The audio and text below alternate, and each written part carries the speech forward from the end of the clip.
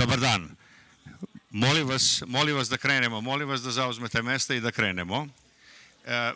Pošto su naši gosti svi pripremili prezentacije na engleskom, ja ću i moderiranje takođe raditi na engleskom. Oni koji slučajno ne znaju engleski, molim vas da zatraže slušalice da bi mogli da prate tok ovog panela. Hvala lepo. Good afternoon. It is my great pleasure to be able to help moderate or inspire discussion for a group of people that is working on international development issues, including regional issues for decades. Understanding economic issues, asking questions why we are doing well and why not is part of their everyday life, day in, day out. They came here to share their recent results of their recent work and to hear your questions, but also learn from us what is going on in the region. The official title of this special event is called the Western Balkans Economic Outlook, but it will also look at the European side overall. It will also look at Serbia specifically. The three speakers that we have is Enrique Blanco ARMAS for the World Bank, representing the World Bank here. Then we have Peter TABAK representing the European Bank for Reconstruction and Development. And we have Sebastian SOSA, who is IMF representative here in Serbia. He is substituting today for Nadim Elahi, who was prevented from coming, I believe, for two reasons. One is some restriction on travel, and the other one is he's back. So I think that today we'll have to do without him. Those of you who were lucky to be in Bečići last June, remember his engaged discussion, and I think Sebastian will be able to convey to us.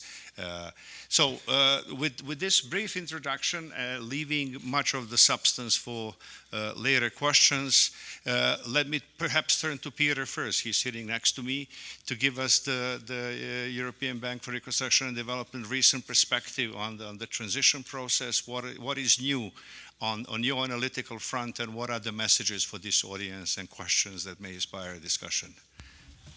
Thank you, Dušan.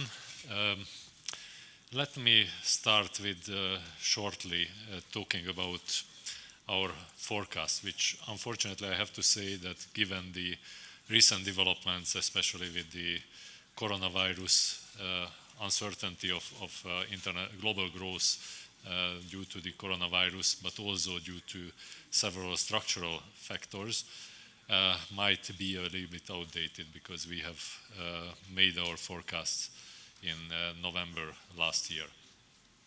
So our growth forecasts for the Western Balkans region are between 3 and 4% for all the countries for this year.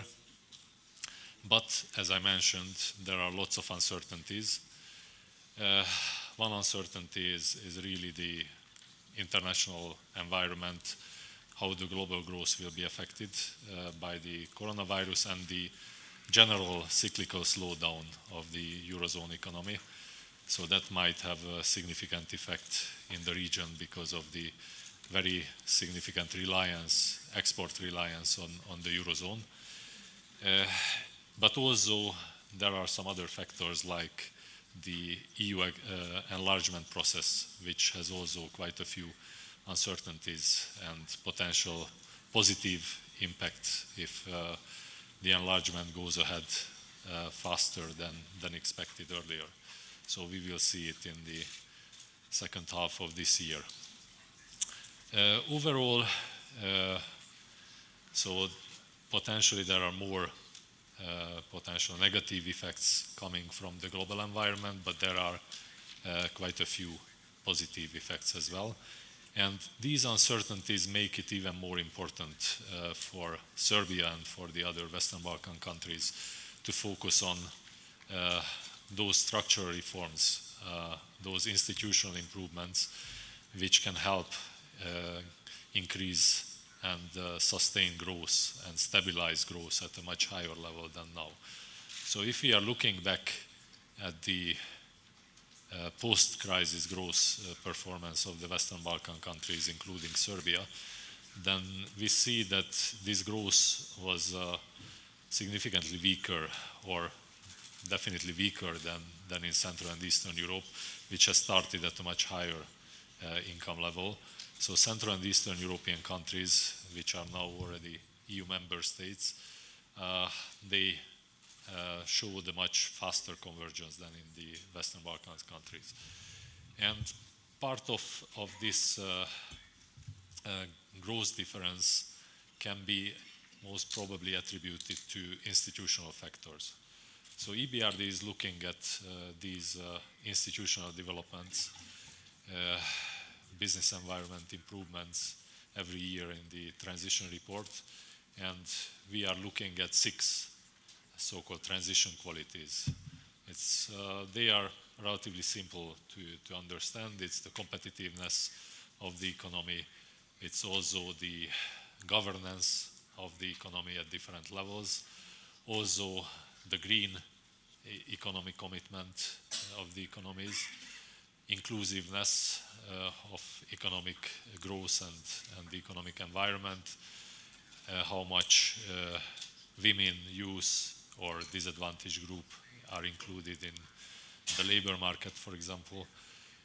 Also the integration in the broader global economy through transport, energy, and other networks. And last but not least, the resilience, which includes both energy resilience, but also financial resilience and some other factors as well. And if we are looking at these so-called transition qualities, then we see that the Western Balkans has improved quite a lot in the past 10 years, but all the countries are still below the EBRD average and well below the Central and Eastern European countries or the G7 countries. And our transition report, last year's transition report, basically looked at how much these governance and institutional improvements could help growth to accelerate. And we found quite significant potential growth enhancing effects, and we are not alone with this. World Bank or the Fiscal Council and others have also found quite a lot of positive effects from institutional improvements in the Western Balkan countries.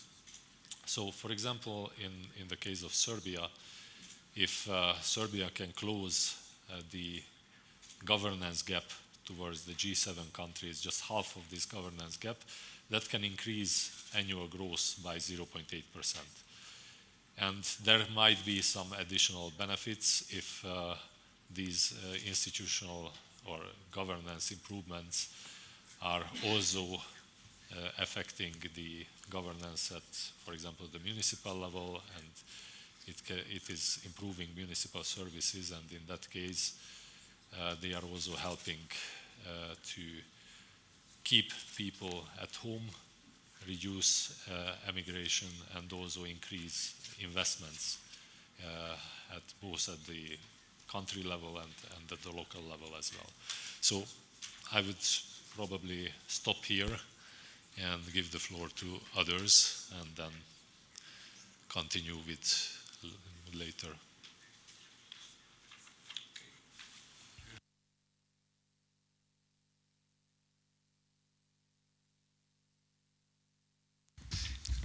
Thank you. Can I perhaps ask Sebastian now to continue, because his view will be on the Western Balkans as a sub-region here, and many issues that are connected, probably leading to similar conclusions. Let us not disclose the secrets before he says. Thank you. Thank you, Dušan, and thanks to the organizers for the invitation. It's a great pleasure to be here. So the Western Balkan region has made a very good progress in terms of reducing macroeconomic imbalances and reinvigorating growth in the last few years. The economic activity is expanding across the region, so growth on average in the last few years have ranged between 3.5% and 4%, which is almost twice as high as the average growth rate observed across the region during the period 2010-2015. At the same time, inflation has been low also across the region, and unemployment has been coming down rapidly, although in some countries still remains relatively high. In terms of the financial sector resilience, we have also been seeing important improvements across the region. I mean, financial soundness indicators are much stronger than it used to be a few years ago. For example, when we look at non-performing loans of the banking system, which have increased to record high level after the global financial crisis, there has been a sharp reduction across the board. For instance, in Serbia, we are already below pre-crisis levels. But this is a sort of a result that we observe also across the board.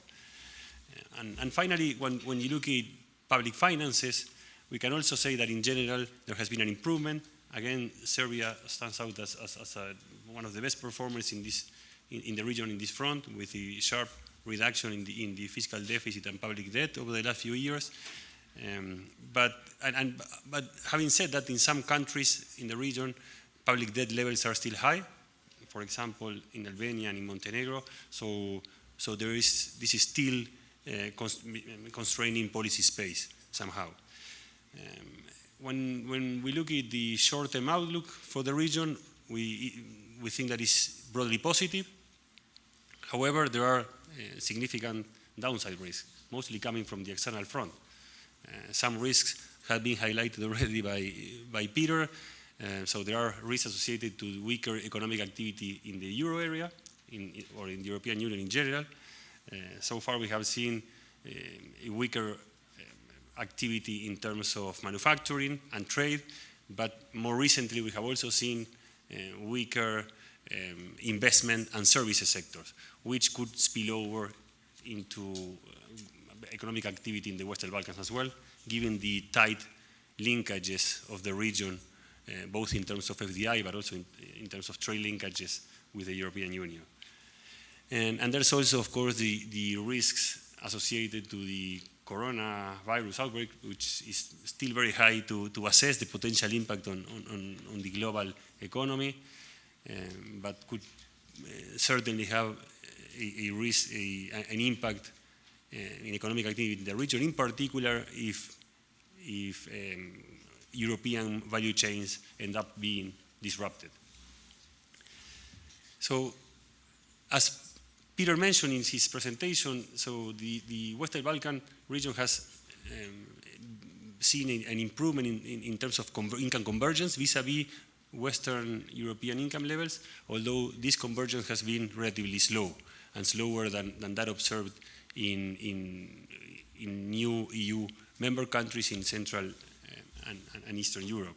For instance, the average income per capita in the Western Balkans back in 2000 was roughly 20% of Western Europe's income per capita, and that has increased to roughly 35%,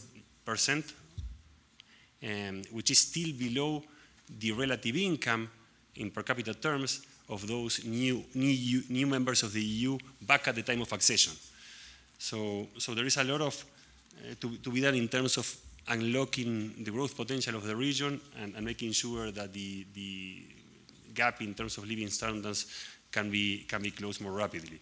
And I would say that this is probably the most important policy challenge for the region.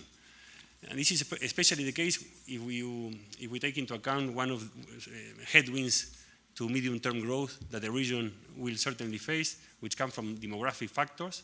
These factors are related to a low fertility rate, for aging population, and also a sustained immigration of particularly young and skilled workers. I'm sure we will hear a lot about these issues in the next 3 days here in the Caponic Business Forum, but these represent significant headwinds to growth in medium-term growth in the region.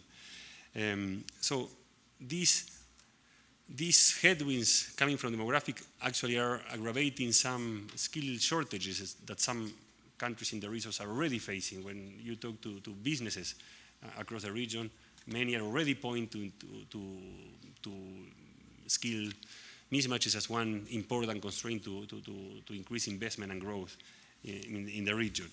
In fact, a recent study conducted by the European Department at the IMF estimates the potential impact of all these demographic factors in GDP growth in the region at an average of 0.8 percentage points per year for the period 2020-2050. So, I mean, this, of course, if some mitigating measures are not put in place, but potentially the impact on the level of GDP over the next few decades could be sizable. So, of course, there are no easy solution for these challenges coming from demographics, but policies on many fronts would certainly help in mitigating these factors. For example, in terms of labor market policies, the region is still lagging in terms of labor force participation rates, especially among the women and among older workers. So measures to increase labor participation among these groups would certainly help. But also reforms in the education system at all levels. I mean, depending on the country, these reforms are more important at the primary level. In other countries, at the tertiary level or higher education, to make sure that it becomes more aligned with the needs of the modern labor market. And also policies to try to retain and also to attract young and talented workers, including from other countries, right? And finally, policy that could also increase or improve the economic benefits coming from the diaspora of this country could also help. So all this range of policies could certainly mitigate the headwinds I mentioned before, but they are unlikely to fully offset or reverse them. So it is really important that the region or countries across the region push for an ambitious institutional and structural reform agenda that can unlock the growth potential and can ensure that higher and more sustainable growth over the medium term can be achieved. So let me highlight 4 priority areas that we think are critical in this regard. The first one is related to infrastructure. So tackling the still large infrastructure gaps across the region is very important, both in terms of quality and quantity in areas like transportation, energy, telecommunications. These are significant constraints for attracting further increased FDI, also for promoting exports and ultimately higher GDP growth. And here, let me make 2 remarks that I think are important related to the need of increased infrastructure spending. One is the fact that usually these entail large public investment projects, which tend to require significant fiscal resources. So it is very important that countries ensure that there is fiscal space for these projects. As I said before, some countries face more challenges because this policy space is much more limited. But in general, it is important that space is created for these pro-growth measures, for example, by working on the revenue side and trying to increase collection rates. There is still huge potential in terms of reforms in tax administration offices across the region. We estimate that the average gap in terms of tax collections compared to the full potential is between 60 and 70% across the region. So there is room for improvement there. And also there is a need to contain other type of public spending. I mean, in particular, current spending, to make sure that there will be enough space to implement these infrastructure projects. And the second element that is very important to take in mind is that countries should strengthen, and some countries are already doing it, for example, here in Serbia, the public employment management frameworks, basically to ensure that projects are effectively implemented throughout all the phases, from identification, selection, appraisal, and implementation and monitoring. This is critical to ensure good value for money and to ensure that these infrastructure projects have the highest possible impact on long-term growth. The second element that was also mentioned by Peter before is the importance of strengthening institutions, governance, and fighting corruption across the region. So when we look at rankings of doing business in countries across the region, we generally see improvements in the last few years, but there is one area where they are still lagging behind, and it's precisely the area of rule of law, contract enforceability, and the efficiency and independence of the judicial system. So this is an improvements on this front would be important not only to improve the business environment, but also to make sure that young, well-educated people could remain in the country. Then there is the issue of informality. So the size of the grey economy remains quite sizable across the region.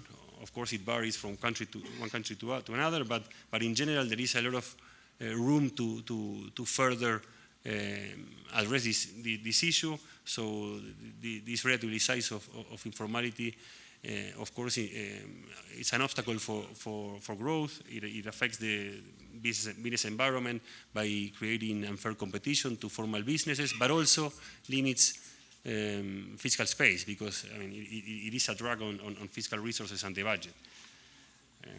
And finally, let me quickly point out another factor that is very important, which is the need to strengthen governance and management of the public enterprises and state-owned enterprises in the region. This is a sector that is still relatively large in countries across the region. So making sure that management and governance is strengthened would not only help reduce fiscal risks stemming from these companies, but also making sure that these companies can become modern, more efficient companies that could contribute to the growth process. Thank you. Thank you.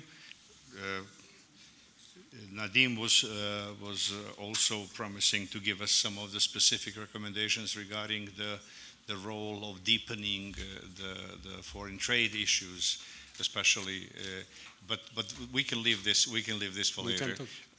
All right, and then let me turn to Enrique and give him an opportunity to tell us roughly what was the idea of the country economic memorandum for Serbia, and what are the famous seven recommendations that will take us to historically unseen rates of economic growth. Okay, so thanks so much, first of all, to the organizers for inviting us to present the country economic memorandum. I think we distributed some copies of the report. So, and the report explains a lot better than I will be able to do how to reach those unprecedented rates of growth. But I think the presentation also links very nicely with what Peter and Sebastian presented.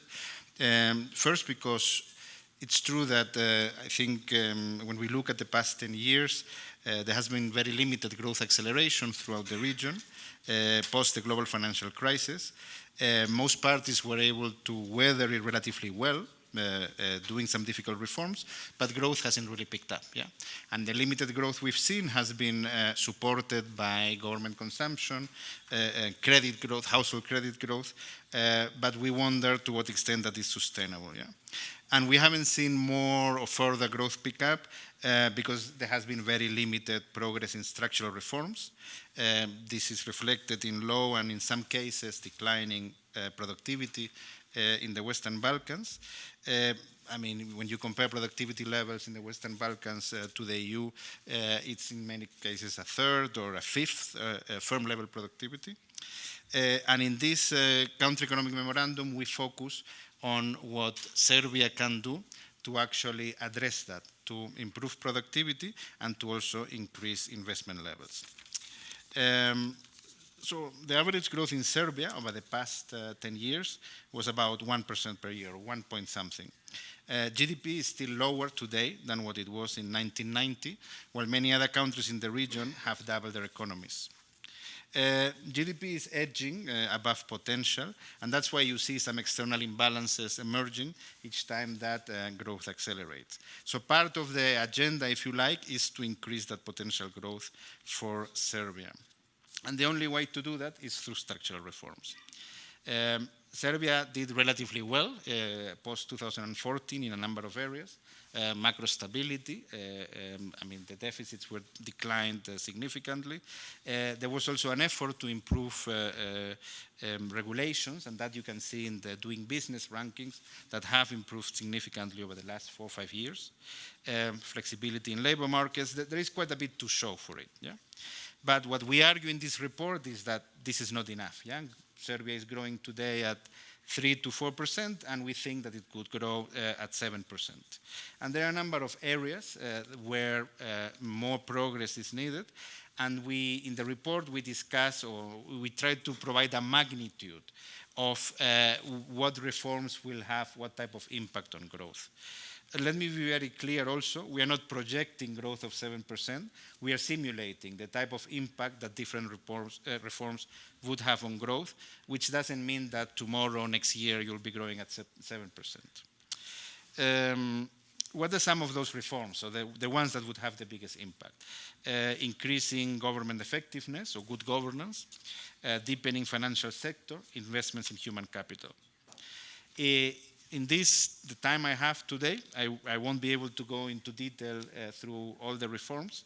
In the report we have them, but I will be discussing 2 issues in a little bit more of detail. One of them is how to increase investment levels in Serbia, and the second point is how to improve or enhance productivity in Serbia.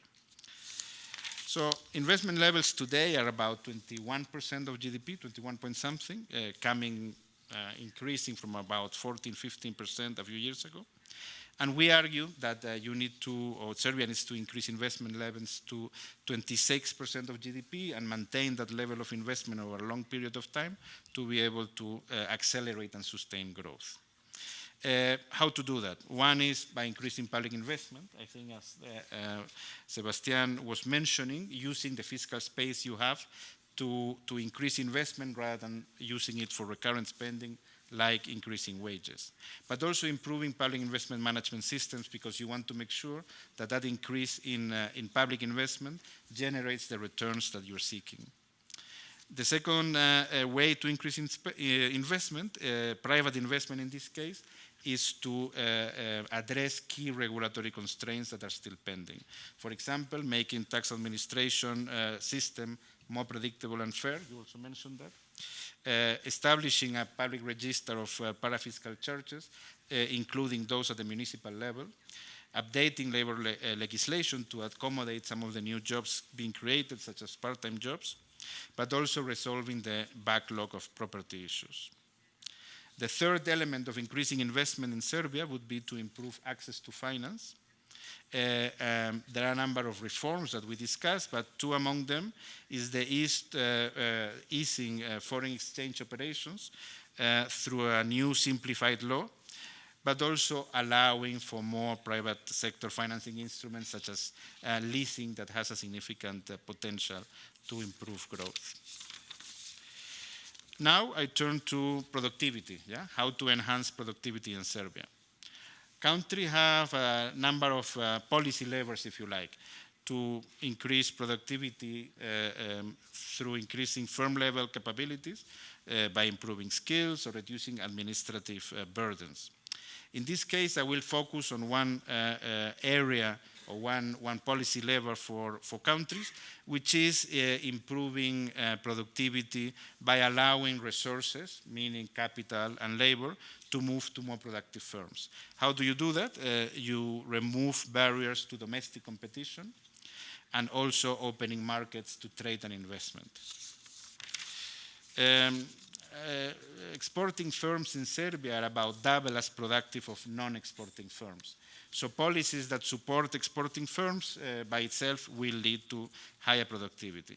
But today, Serbia is not introducing too many new export products. Serbia, for example, from 2008 to 2017, introduced 47 new products, while Croatia, at the same period of time, introduced over 200 products, and Lithuania introduced over 300 products. So there is quite a bit of space that Serbia has to improve its performance.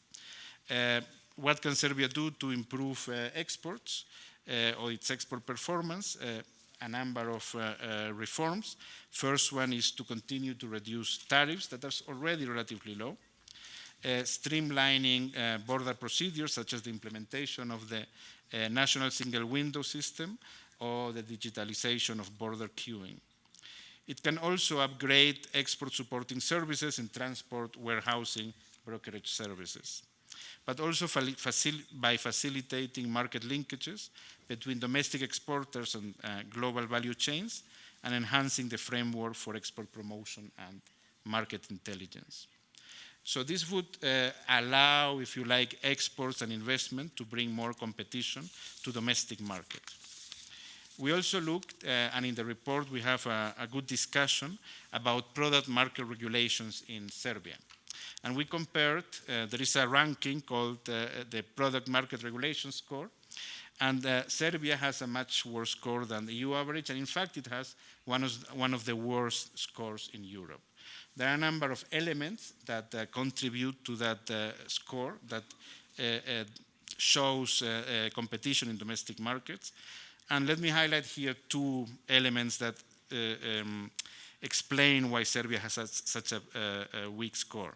The first one is the strong government presence in domestic markets through SOEs, but also state aid, but also gaps in the regulatory process. So there are a number of things that Serbia can do to improve competition in domestic markets. First one is by ensuring a level playing field between SOEs and private firms, reducing state aid and strengthening its control, to continue to privatize and corporatize SOEs, but also insulating the rulemaking process from capture. The second thing that Serbia can do to improve competition in domestic markets is to complete market reforms in services, unbundling and reviewing tariffs in gas and electricity, ensuring access to infrastructure in railways and telecom, but also limiting the formal powers of incumbents. And third, rebalancing the antitrust regulations and enforcement. So let me finish by reiterating a few of the points I made throughout the very short presentation. First, Serbia has done remarkably well in the last 4 or 5 years in a number of areas, but it can build on that success or that progress, if you like, to embark on a second generation of reforms to be able to accelerate and sustain growth. We believe that the reforms should be geared towards increasing investment, both public and private investment, and I already mentioned a number of ways in which that can be done. And also, the reforms should be geared towards improving competition in domestic markets, both through liberalizing for trade and investment, but also regulations and reducing the competition from SOEs. Thank you. Thanks so much. Thank you. I think we had 3 very effective speakers. I could not even keep up, just making notes of all the topics that you mentioned, let alone but to start with this, all 3 of you mentioned one way or another continuation of structural reforms, institutional reforms, governance, and we all know that it is better to have good governance. It is better to have good market institutions that are compatible with market democracy, efficient flow of resources that will make the country look good and attractive for investors, both domestic and foreign. But the true mechanism of how it works somehow is not that clear. Some countries that have done a lot in improving institutions did not immediately were doing other things that helped them spark the new economic growth. One study was the IMF study that basically says you initially, early in transition, you start by exporting because for years you were not present in foreign markets. So the initial privatizations, initial FDI brought these companies to international markets and opened up a space. And then we come to the last point that you were making, that you need to keep on running. You cannot introduce one export product and live on this product that was introduced in 2005, expect it to be, and most of these have a one-shot impact on growth and then keeps the level up, but not the rate of growth. So if I could hear your reactions, how are these things? Our colleague Pavle Petrovic here did a computation that gave similar result on the impact of corruption, like the negative side of governance. He was computing the negative one, you were computing the positive one on 0.8%. But the issue is, what are the real channels through which it works? What is your gut feeling and what is your explanation? Well, there are several channels through which governance is working. Basically, most of them were mentioned already here. So one thing is that basically better governance is creating more space and more opportunities for good investments for companies. So it increases the private investment. It also helps to increase public investment to become much more effective and efficient, because, for example, if we are enforcing, or the country is enforcing proper international tendering for large projects, then it can get better value for money for these large projects, which is becoming more and more important as larger and larger public investments are made. But it is also directly affecting people's life, because people are not just emigrating for countries because of higher wage levels, which can be achieved in other countries, but more and more importantly, because of the other effects of quality of life, starting from the air pollution to the low level of public services to the poor judicial system. They have to wait for ages for the most simple judicial procedures to go through. So basically people are expecting these public services to be much better quality, and this is directly linked to governance. And again, the Fiscal Council was saying that even raising Serbian wages to 900 euros would not compensate for the weak governance, but we are again seeing the positive side of it. So good governance is basically substituting for somewhat lower wages. So basically it allows the countries to catch up with the wage levels. If they are catching up faster with the governance, that can contribute to better perceived quality for people, and that can reduce emigration. So we saw, for example, we calculated it for Albania that around 400 euros is the value of the improved corruption perception of people, which is basically people can accept in exchange for the somewhat lower wages. So there are very significant and direct effect on people's life. I think one way in which governance can, I think, affect growth, investment, productivity is through competition in domestic markets. To the extent that you have a very strong government presence that in sectors that have economy-wide implications. Yeah, if you have low productivity in those sectors, it lowers economy-wide productivity. So I'm talking about transport, IT, telecoms, banking. Yeah, and that has, and we've seen it in many countries where the moment you liberalize or you increase productivity in those sectors, you have economy-wide effects. You're not going to get much investment in those sectors where you have a very strong government presence or incumbents with connections that again means that private investment won't come in. So the impact or the link between governance, domestic competition and productivity is very clear, difficult to establish, but I think it's very clear. Thank you. Sebastian?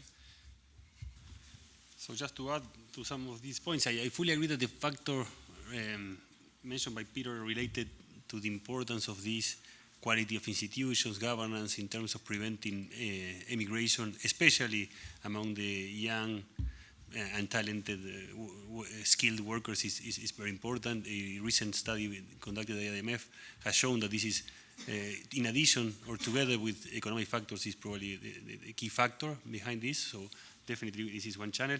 But more generally, it works through basically all the forces of growth, through higher productivity, higher and more efficient investment. For example, public investment through a solid public investment management framework, like we discussed before, ensures that the return on this public investment is higher and therefore contributes with a stronger impact on growth, but also provides incentives for increased private investment as well. In particular, I mean, as I mentioned before, the weak economic institutions and governance is one of the factors named as constraint or obstacles for having a good investment climate in the region. So this is another channel. And finally, the fiscal one. So again, by having strong fiscal frameworks in place, for example, this creates further space for pro-growth measures, and eventually it also helps reducing the country risk interest rates, and this is also translated into rates that basically borrowers, I mean corporates and households would basically face, promoting investment and growth. We started like 10 minutes after the deadline, so this reminder here that we have 10 minutes, I think is a little exaggerated. I think we have about 17 minutes. So let me open two more questions for quick answers, and then open the floor to our colleagues that I'm sure will have a lot of questions. One of them is, and these are the two areas that are subject to much sort of a deeper interpretation and different understanding. One is the size of the public sector as such. Is it crowding in private investment, or crowding out, or preventing, or looking scary for the private investment? What is the right size? I know that Serbia, despite the domestic perception that we did a lot and the private sector is big and growing, public sector is much bigger than it should be at this stage of transition. What is your reaction? How can we change perception of what the public sector can do, and how it can find a useful space for a smaller public sector that will do what is important? I will comment tomorrow on some aspects of innovation and the public sector. And the second area, you may touch on both of them, is the level of investment, connection between investment and productivity, and how do we get what we need?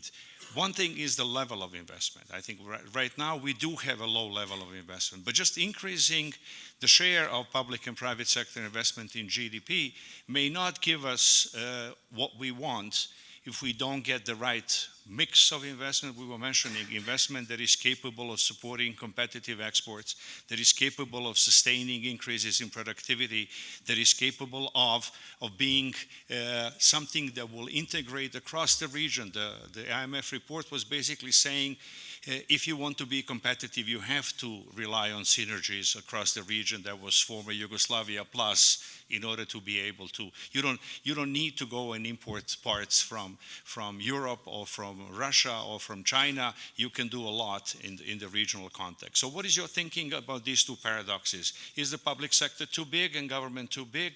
And what is the right size of investment, and how do we influence the quality of investment and therefore impact on growth? So I would reflect on both issues.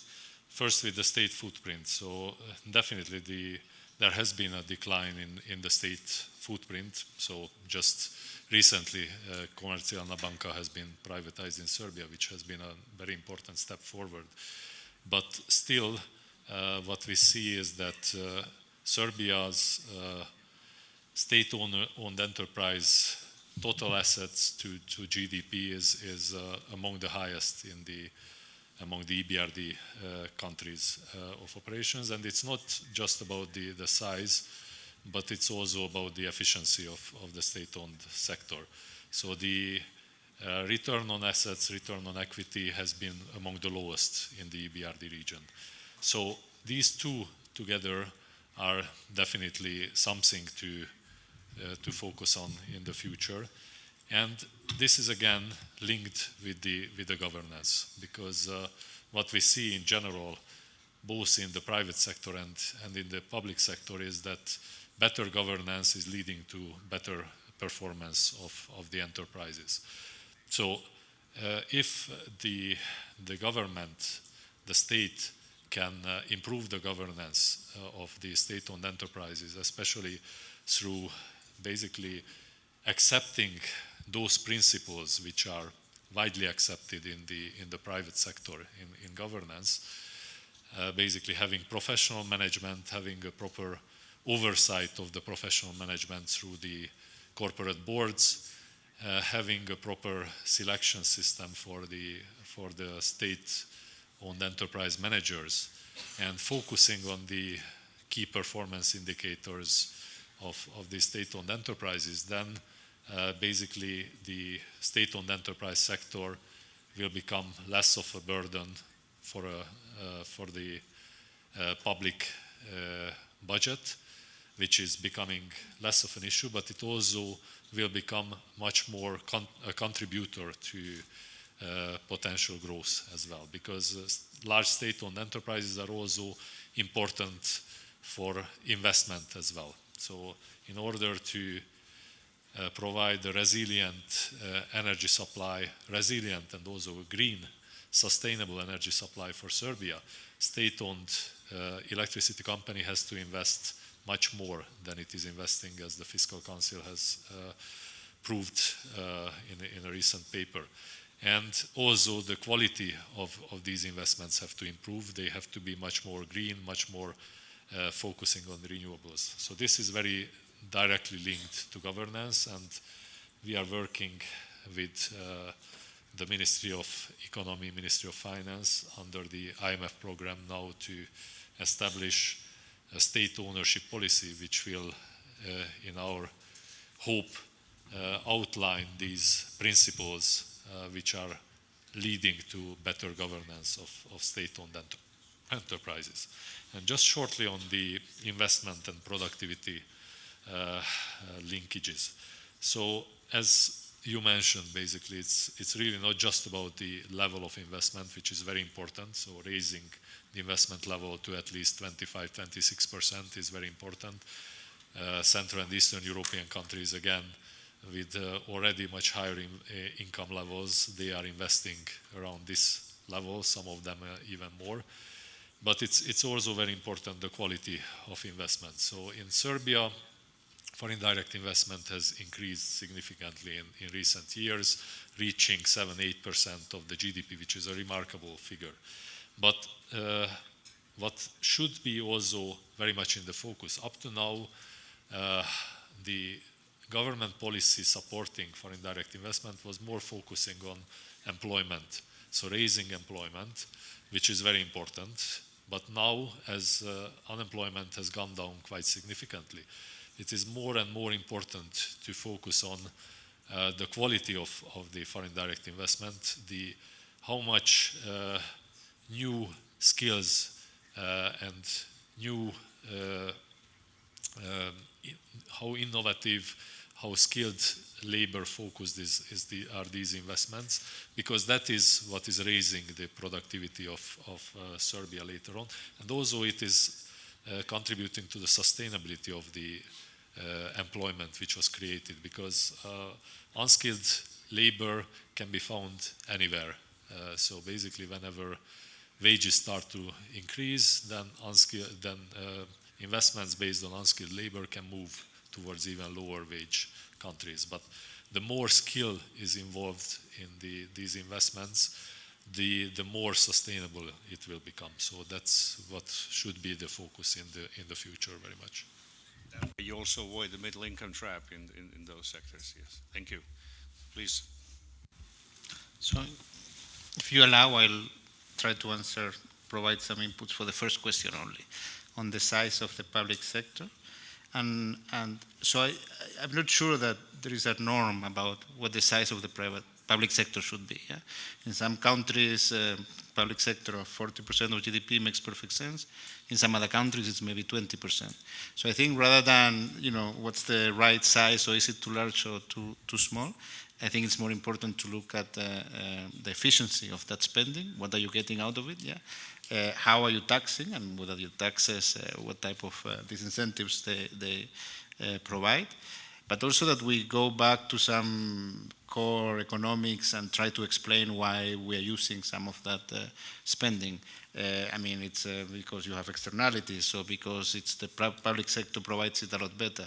When you look at what some of the SOEs are doing, or what some of the programs of the government, it's very difficult to find a rationale why the public sector should be doing. And if we start asking all those questions, I think we're going to be a lot better at discussing whether some of these programs make sense or don't make sense, and whether we are achieving the type of results we want with our spending on education, on health, on infrastructure, etc.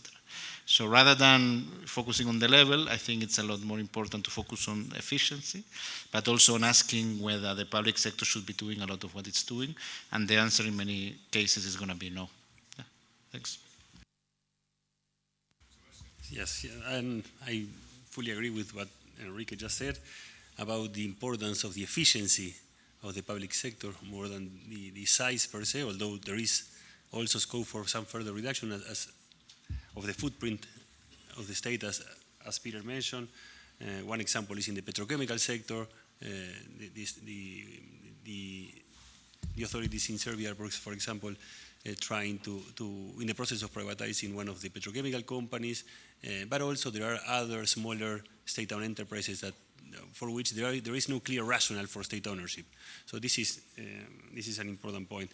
But then, regarding the efficiency of public spending and the efficiency of the state, is very important to push forward the agenda of public administration reforms. For example, and again here in Serbia, one initiative that we hope will be pushed this year to be effective next year is the reform of the public employment framework. So a few years ago, everyone agreed that the size of public employment in Serbia was probably too large, and there was a process of, let's say, reduction in the headcount. But today, we believe there is no need for overall further reductions. There is more a need of rationalization across the public sector. So some institutions still probably have some redundancies, but in other sectors there is actually a shortage. So I would say that it's more about rationalizing public employment than further reductions in the headcount. And a similar public administration reform is the envisaged reform of the public wage system. This is also very important because in addition to ensuring that, rationalizing pay grades across the public sector, ensuring that similar jobs are paid similar wages in different public sector institutions, it should also provide space for higher wage increases for those sectors that are under strong market pressures. We are seeing sectors that are seeing workers leaving the public sector either to the private sector or to other countries. So this is another very important public administration reform. And in terms of, overall, I think that for the entire Western Balkan, we are still midway in the process of transition from a sort of an economy where the state is still account for a large fraction of the economy, an inefficient state, towards an economy that is mostly led by a more dynamic, fast-growing, private sector-led economy. And on the second issue regarding investment, just quickly 2 points. The first one is about the need to increase public spending, in particular in infrastructure. All of us agreed on this point before. I think it's important also to highlight that this is critical, but it's also very important to do it without jeopardizing fiscal and debt sustainability, in particular in countries that already have relatively high debt to GDP ratios across the region. And the second point, just to highlight what has been mentioned by Peter and Enrique regarding the importance of promoting and supporting investment in sectors with higher value added, and probably, I mean, even while we talk about the importance of increasing public spending in infrastructure, it's also important in many of the countries in the region to increase investment in research and development and innovation, and also some reforms in the education sector to ensure that the new graduates basically are well positioned to meet the demands from the modern labor market. Thank you. If I may use the privilege of a moderator to add here, it's, and this was mentioned also in the discussion, to position yourself in the right your place in the international value chain and with acceptable risks of being pushed out by the new technologies, artificial intelligence, because there are things that look very attractive today, but may be short-lived, may be exposed to a lot of pressure internationally and a lot of pressure. Some of the high-paid analytical jobs may be subject to quick, or to very short time horizon. It says 0 minutes, but I think we have 7-8 minutes. No, we don't. That's one question from the audience. But they have 2 hours. We lost 10 minutes up front. Oh, okay. So this is democracy in the working. The management and the supporting company says no. But I thank you very much for your patience and your nodding with understanding. Hope you learn something from us, and we can then take this discussion up. Some questions at the macro panel tomorrow and in the corridors, which is the most important way to do it anyway. Thank you very much.